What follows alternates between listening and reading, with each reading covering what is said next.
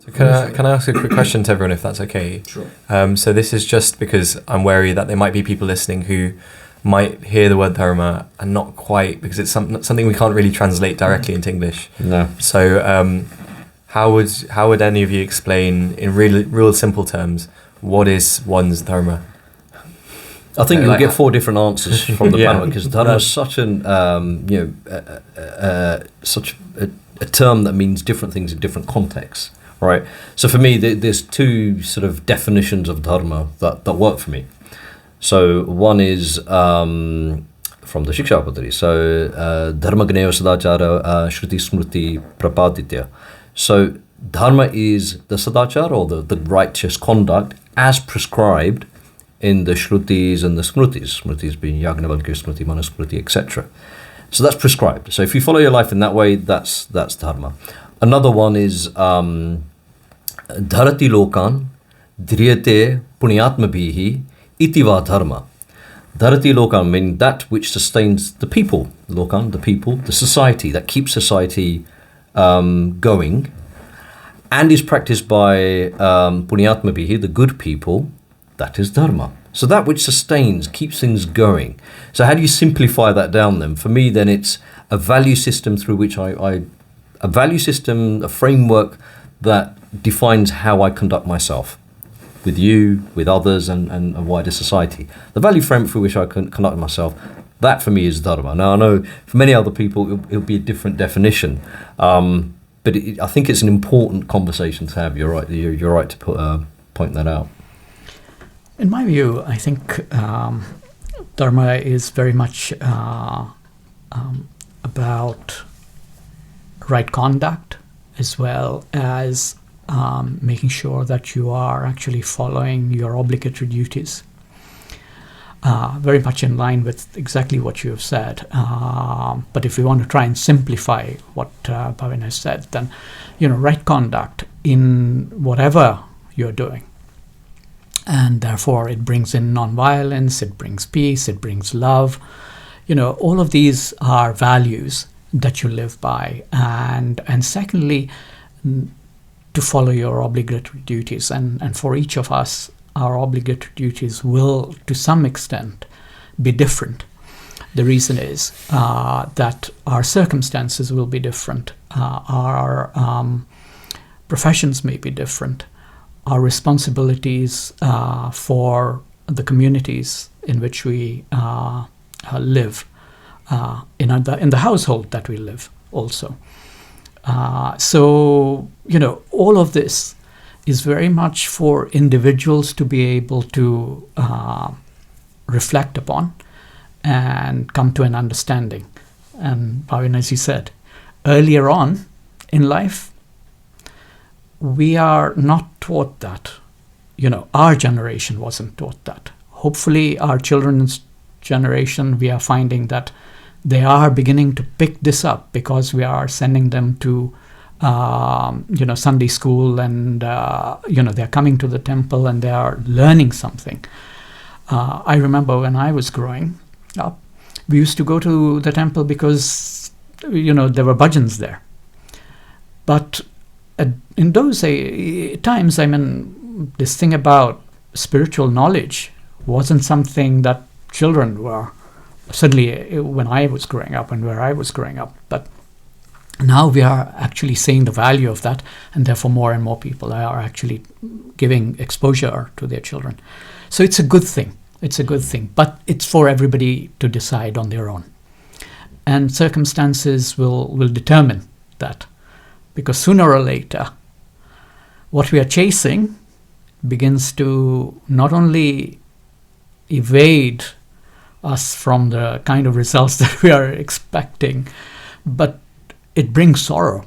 And when it brings sorrow, that pull and push of dharmic living, there is a pull and there is a push as well. And all of that begins to start playing on our mind.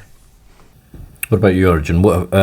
You've heard our views on dharma. What do you think? I completely agree. I think for me, it's dharma. The key to dharma is there's no one size fits all solution. Mm-hmm. So as you both said, it's an individualistic thing. My dharma might be different to someone else's dharma depending on their own values, their own upbringing, their own circumstances, the context of the decisions they make. And you might be doing completely different things, but they might both be dharmic actions because in those individual circumstances, they make sense. Mm-hmm. So that's how I think about it in a really basic way. And if I could just add and invite you to argue, if you wish, dharma is not religion. No. You know, very often it's misinterpreted that dharma means religion. You know, whereas religion can certainly embrace elements of dharma, as does all the faith traditions do. They embrace elements of dharma, but dharma is just, it's universal. It isn't something that is specific to a particular text or faith tradition or belief system. And so I think it's important to clarify that dharma, you know, it's almost like a natural law that governs the universe, this world, and then individually us ourselves. But very often people misunderstand dharma to be religion, where I don't think that's entirely correct. Just a quick thing to add on to that, right? From what you kind of said, totally agree with that. But on the other side, you've got to remember that dharma on its own is on its own. There needs to be the understanding that actually you need to be awake to understand there is an existence of the divine within you. So you've got to make sure that dharma on its own, fine, it's about being, having good morals, actions. I think what underpins this, right? And again, question to all, is that existence of the divine within you. Then what's dharma without that? I'm glad you raised that, because something I feel very passionate about. And this came with maturity. Okay, so later on in the 18th chapter of Bhagavad Gita, famously Shri Krishna says to Arjun, Sarva dharman parityaja mamekam sharanam vraja. Forget all your dharmas. Just surrender yourself to me, Arjun. To Krishna says to Arjun, surrender yourself to Krishna. So what does that mean in practice? It doesn't mean forget dharma, discard dharma, don't do dharma. What it's saying is, if you are in tune with the divine, with Paramatma, with Bhagavan, then you are inadvertently following dharma. So that was the conclusive advice given to Arjun. And for me, that works very well. So and I try to, I endeavor to, I'm not saying I mastered it, but every breath I take, and the pulse in my body, every thought I have, every deed I do, it needs to be, for me, what my attempt is, to be in tune with Paramatma, with Bhagavan. And so then it is automatically in dharma, because the embodiment of dharma is, for me, is the divine. So I'm glad you raised that, but that's, I think, comes with, again, that development and maturity. Anything you want to add to that, Ravi? No, I agree. I thoroughly agree that, if we can identify with God in whatever we are doing and not forget that, He resides in our heart, but He resides in the heart of everyone else. And His presence is this manifestation. And therefore, our engagement with individuals, our engagement with things, that are non-human, if it can be based on that understanding, and our identification changes from this limited body, mind, intellect frame that we see every day, and believe that is us, well, that is not. What is us is that divine entity that resides in us. And when we start seeing things from that perspective, then every thought, every word, and every deed is then divinized itself. And then, as you rightly said, just think of me, surrender to me, and I will take care of it. So we become instruments of the Lord, rather than the ones who are actually carrying the shoulders of this world, the problems of this world on our shoulders. Because that's sometimes how we end up thinking, don't we? When life becomes hard, we think, oh, what did I do to deserve this? But it's the identity which has kind of shifted. I also think, Ravi, that someone may or may not believe in God, and someone may or may not believe in Bhagavan or whatever, is an atheist.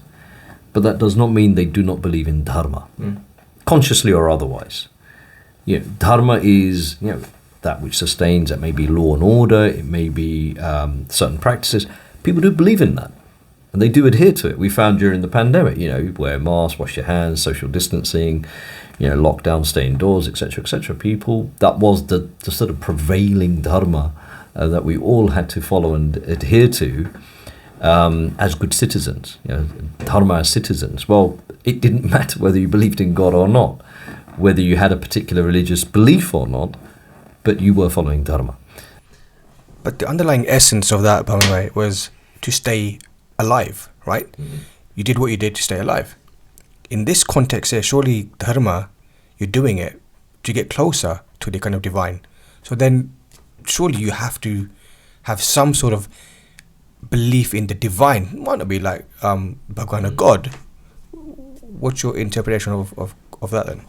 I think you're right. I think what happens though is as you progress, as your understanding and your thought processes develop and progress, you go from, as I say, a very young age, it's about material wealth and everything else.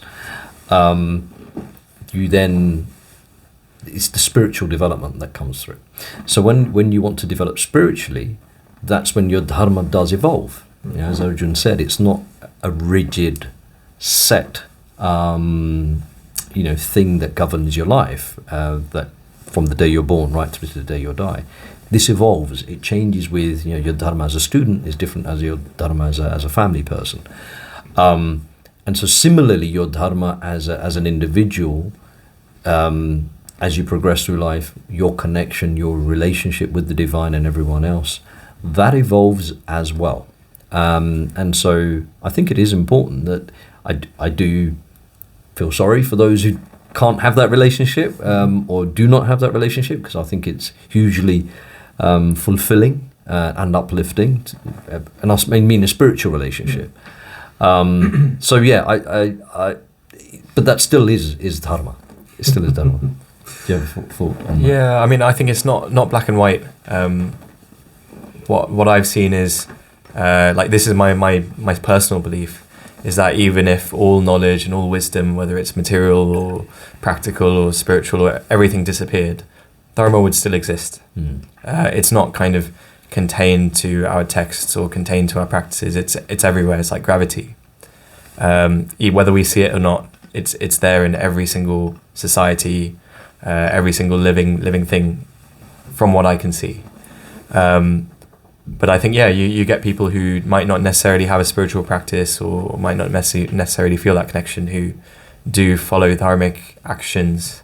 And you get some people who say, I'm a very, very much in tune with a spiritual tradition, but they might not necessarily be dharmic people behind closed doors or even in society.